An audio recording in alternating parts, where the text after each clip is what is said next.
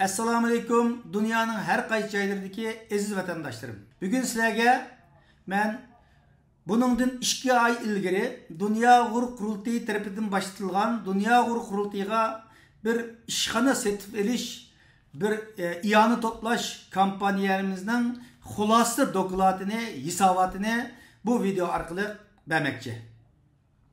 Xabarda bo'lganinglardek, buningdan 2 ay ilgari, ya'ni 2023 yılı 3. ayının 13. günüsü München'den başlayıp Germaniyadaki yurttaşlarımızın katılışı bilen Dünya Uyg'ur Qurultiyiga bir ishxona setib elish iqtisodiy seferberligini başlatkan.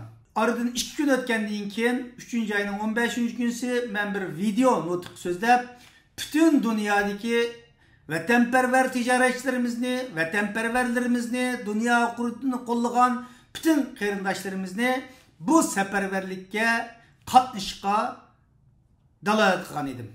Bu seferberlikni biz 1,5 aylık, yani Ramazan ayidan bir hafta burun başlap Ramazan ayının ahirgacha tugitadigan bir programma deb e'lon qilgan. Çünkü bizning oylarcha, haftalarcha, hatta yillarcha bu Dünya Qurultiyiga ishxona setib olamiz deb meşgul bo'ladigan vaktimiz, energiyamiz, kuchimizning bo'lmaydiganligini, onun için vatandaşlarımızı bu çağrımızga vaktida ovoz qo'shib bizni qo'llashni iltimos qilgan.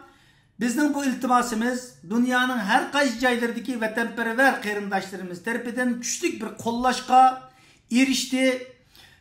Bu munosabat bilan biz 5. ayının 20. günüsü mushu iqtisodiy seferberlikka qatnashgan, bizga yordam qilgan qarindoshlarımızın qatnashi bilan bir tor yig'in ochib, bularga rahmatlarimizni bildirdik.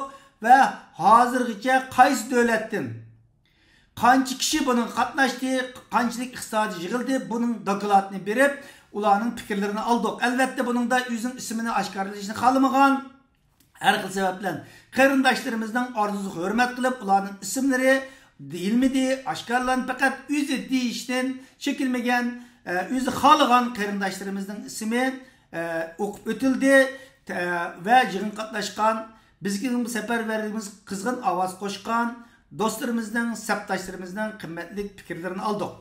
Endi bugün men bu yerda yig'in qatnasholmagan ve bu iqtisodiy seferberlik har xil shakllar bilan qatnasholmagan ve qatnasholgan bütün Uyg'ur xalqiga, qarindoshlarımızga bir hisob berishni biz bir majburiyat deb bilganligimiz uchun bu videoni taqishga zarur bo'ldi.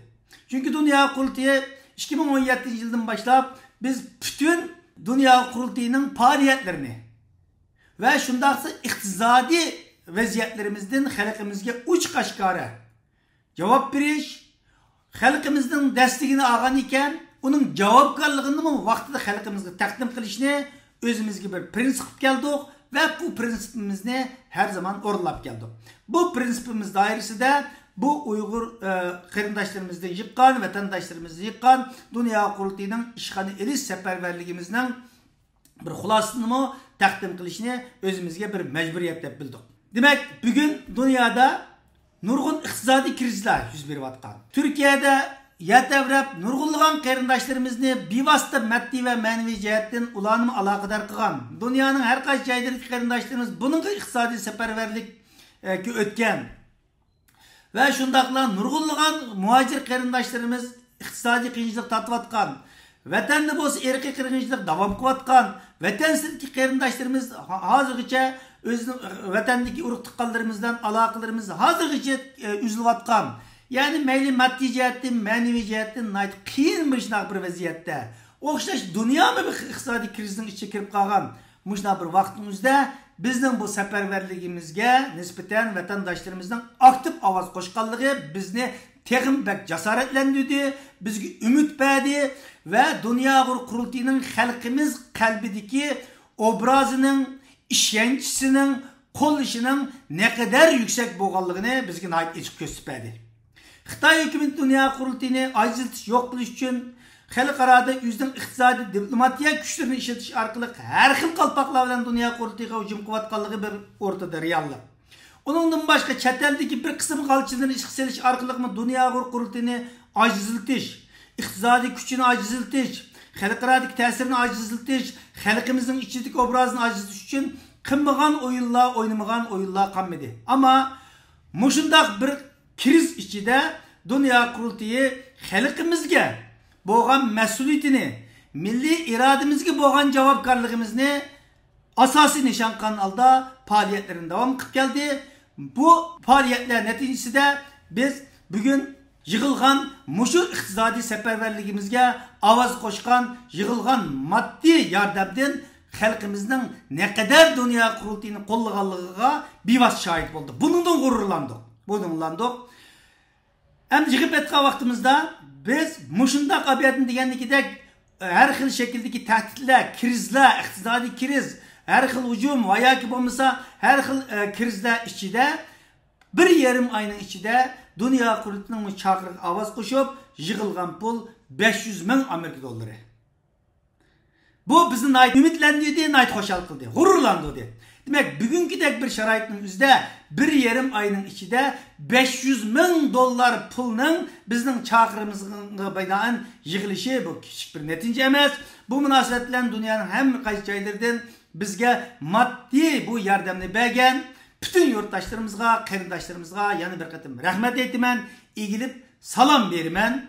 Çünkü sosyal medyalarda barmağını çıkarıp koyup ho deb qo'yish veya ki yaxshi deb qo'yish veya ki bedelsiz şekilde videolara çıkıp tebriklab qo'yish asan. Ama bizde bir gap bor, pulning bir uchi bilakda, bir uchi yurakda deb shu pulni yanchiqdan chiqarib turib Dünya Qurultiyiga atayolganligning o'zi bu vatanparvarlikning, bu Dünya Qurultiyini qo'llashning eng yuksak ifodalaridan biri. Shuningga biz to'negin tor yig'inimizda bu narsani keng buni yordam qilgan qarindoshlarimizga bu ifodalarimizni, qalbimizni, rahmatlarimizni, shukronlarni ifoda qildik. Men bugun bu video orqali bu yig'in qatnasholmagan, bu safarbarlik har xil jihatdan hatto xabar bo'lmagan qarindoshlarimiz bo'lishi mumkin. Bularga bu orqali bir hisob berishni uygun ko'rdik. Deganimizdek yig'ilgan pul 500 bin Amerika doları etrafında yeni kivatkan bir kısım iqtisadi yardımlar bor. Hozircha naqlashganlarini sizlarga dedik. Bunun içinde bir kısım devletlerininkini sizlarga deb o'timiz. Yuqori miqdorda yordam qilganlarni Germaniyadan to'plangan pul, Germaniyadagi qarindoshlarımızdan yordami 215 bin euro, ya'ni 230 bin Amerika doları. Onun dinkin Avustralya'daki qarindoshlarımızın Sydney, Adelaide, Melbourne bulup Avustralya'daki vatandaşlarımızdan bergen iqtisadi yardımı 121 bin Avustralya doları. Bu Amerikan dolarına aylandığı vaktimizde 80 bin, 81 bin Amerika doları buludu. Onundan başka Kanada'dan 38 bin Kanada doları.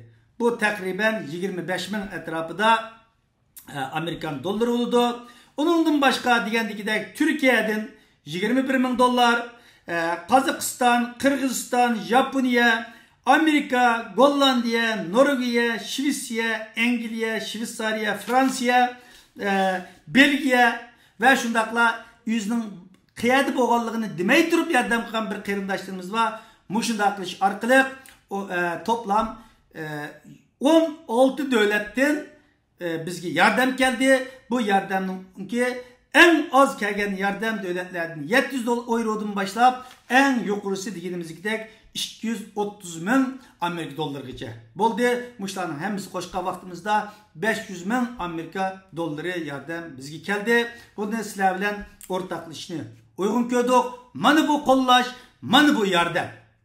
Mana bu yardım. Endi men bu yerdan bunga yardım qilgan 1 dollar berganlarning buning haqqi bor bu ishxonada. 50 bin dolar berganlarning yardımı. Bunun da en tövünü 50 dolardan, 50 eurodan en yukarı 50 bin eurogacha yardım kılan qarindoshlarimiz var. Biz için yardımның miqdori muhim. Muhimi mushundaq bir vaqtda bizning chaqirimiz ovoz qo'shib, biz bilan bir sapda bo'lganligini ifodalash biz uchun bu maddi yordamning texi muhim. Biz buning uchun bu yordamni qilgan bütün yurtdoshlarımizga yana bir qatim rahmat aytamiz.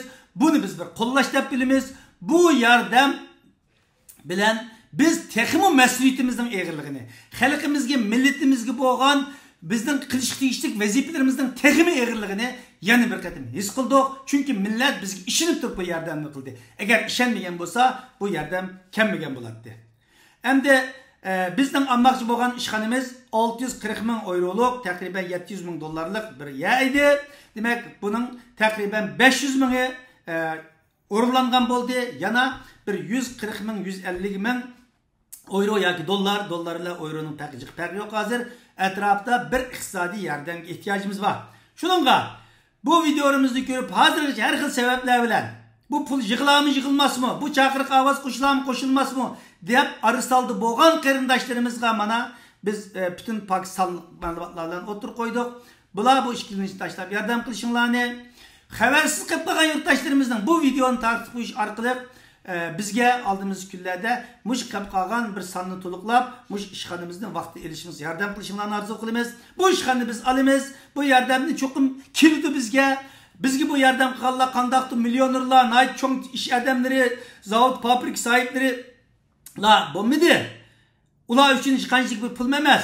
Bizga bu yordamni qilayotganlar vatanparvar, garchi nayt iqtisodiy imkoniyati bo'lmasa-mu, ammo vatanparvar bo'lgan insonlar bo'ldi. Hatto ba'zi xonimlarimiz o'zining hassini qo'yish uchun oltin bileziklarini, oltin halqalarini setish orqali bizga bu pulni avatganlar bo'ldi. Biz buningdan ta'sirlandik. Buningdan majburiyatimizning, vazifalarimizning ne kadar eg'irligini his qildik. Biz sizlarning yordaminglarning har bir xurujini biz xizmatlarimiz bilan, faoliyatlarimiz bilan, xalqimizga bo'lgan majburiyatlarimizni ado qilish bilan to'laymiz. Shuningga bu so'zimizni taqdi qo'yishinglarni, hozirgi sukut tutgan ish odamlarimiz, tijoratchilarimiz, boyvachchilarimizning biroz bu ishda his qo'yishini arzu qilamiz. Hammanglarga ko'pdan ko'p rahmat.